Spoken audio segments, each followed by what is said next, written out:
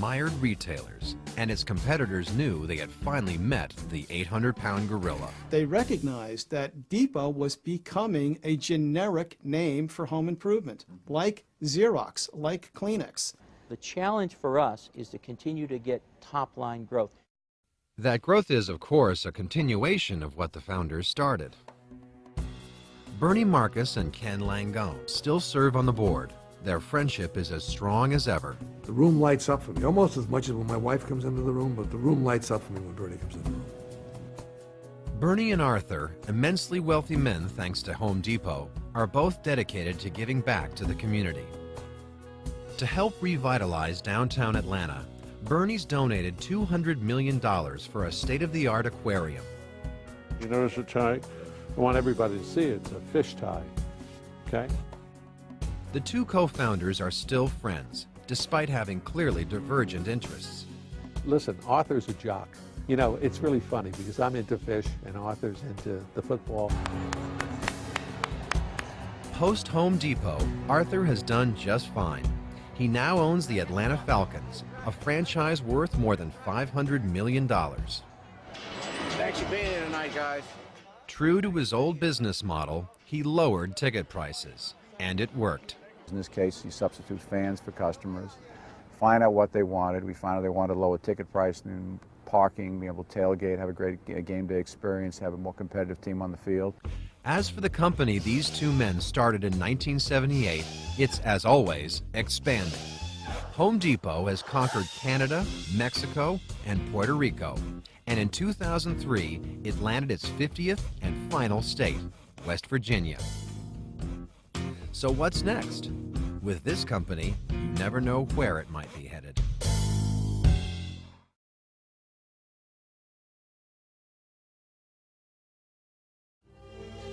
Colonel Sanders cooked his chicken in pressure cookers in less than a third the time it took conventional frying, but that was only the start.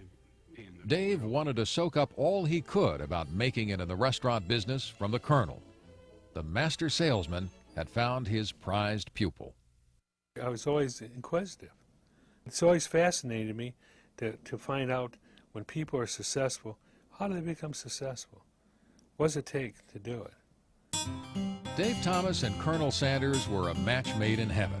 The Colonel had the image, and Dave knew how to promote it.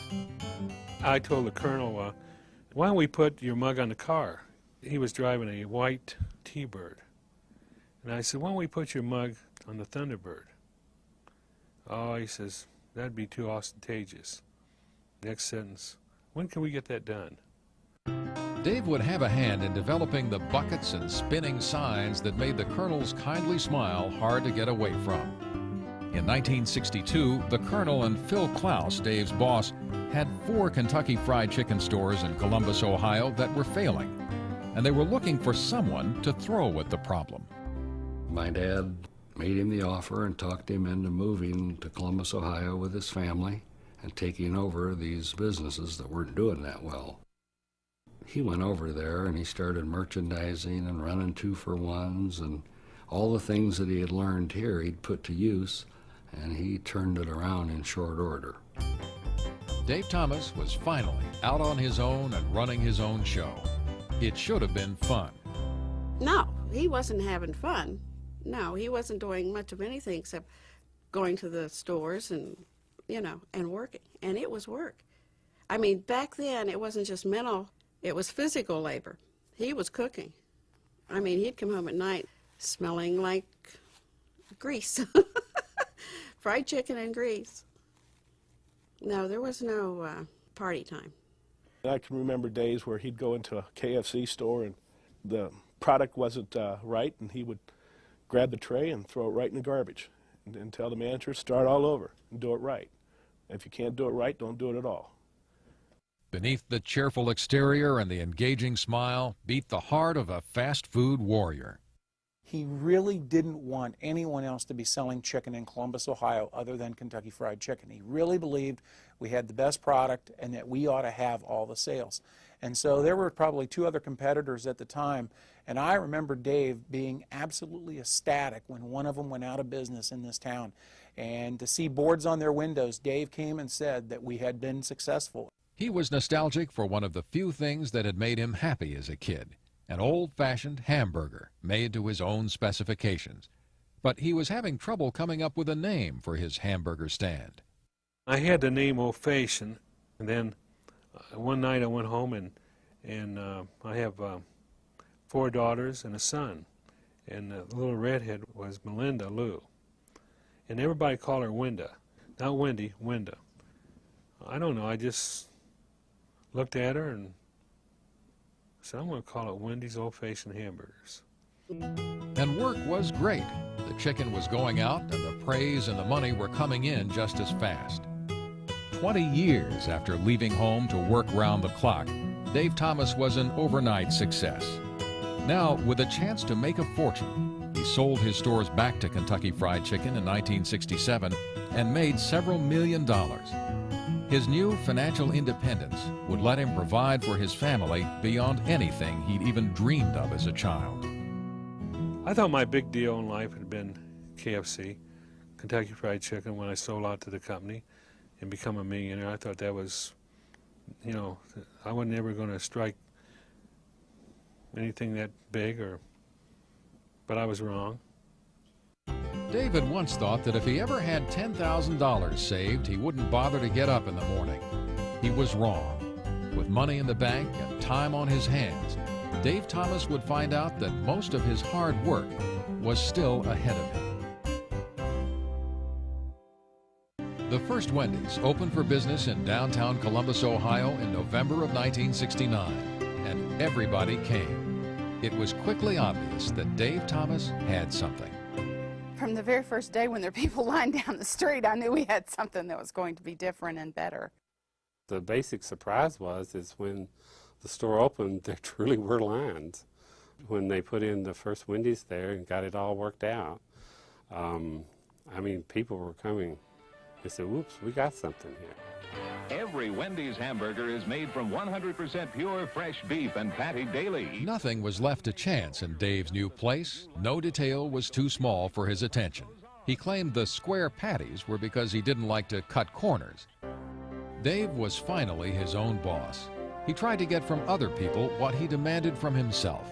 He never stopped working, and he knew how to do every job better than anyone else. He has a sixth sense to ask you a question, but he already knows the answer. And he wants to know if you know the answer. So he does that quite a bit with people. I mean, he, especially with me. But I don't call it entrapment, but it's pretty darn close to it.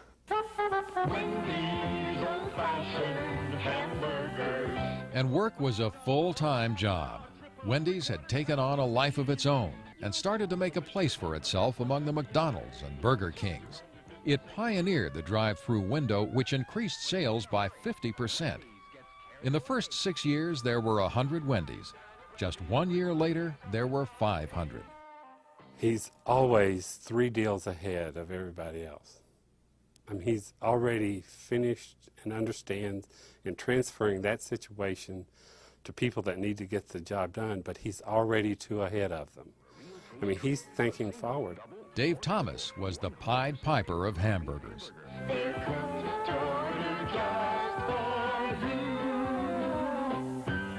People were saying, oh, Dave, I hear you've got a new hamburger place. I'm going to come and see it. And they would come and he'd sell them a franchise that afternoon. So he said, you can have, you know, Kentucky, or you can have Idaho, or you can have whatever you want. Come in and relax in our old-fashioned dining room or try our speedy pickup window service. By 1974, they were getting 500 phone calls a week asking about franchises. But the failure rate for any new restaurant was high. Going national was a sink or swim proposition, and Wendy's was doing a bit of both. We opened 1 year 500 restaurants, and we really wasn't capable of opening 500 restaurants, but we did it. But it was really important to have them 500 restaurants because that gave us some national recognition that we could go on national TV.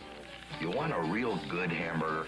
Wendy's was opening more stores than McDonald's. In 1975, the company went public, and in 1977, it burst into the national fast food consciousness with a campaign proclaiming hot and juicy hamburgers.